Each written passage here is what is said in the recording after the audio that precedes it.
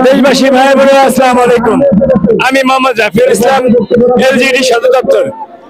আমি সবার উদ্দেশ্যে বলতে চাই, আমরা 22 দিনের বেতন দিচ্ছে আমাদের।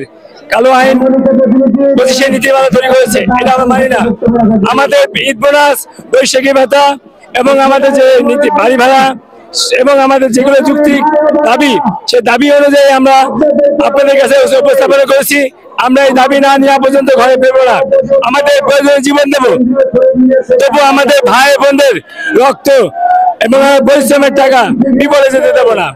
এবং আমি বলতে চাই, অর্থ মন্ত্রণালয় ওনারা কোন দাবিতে আমাদের যে নীতিমালা তৈরি করেছে, কোন আইনে আমাদের সাময়িক শ্রমিক বানাইছে। আমরা দীর্ঘদিন মাংনা 3 বছর খাটেছি।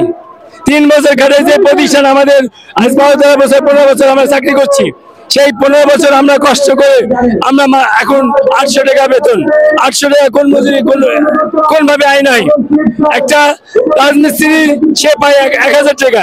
আমরা কষ্ট করে পরিশ্রম করে আমরা পাচ্ছি 800 টাকা। তারপরেও আমাদের আগে পেতাম 30 দিনে যা বেতন পেতাম, এখন 22 দিনে সে বেতন পাই। তাহলে বলেন, আপনার মাধ্যম দিয়ে বলতে চাই এবং দেশবাসীর কাছে বলতে চাই, আমরা 22 দিন যে বেতন তৈরি করেছেন, এই বেতন আর বাকি 8 দিন আমরা কোথায় যাব?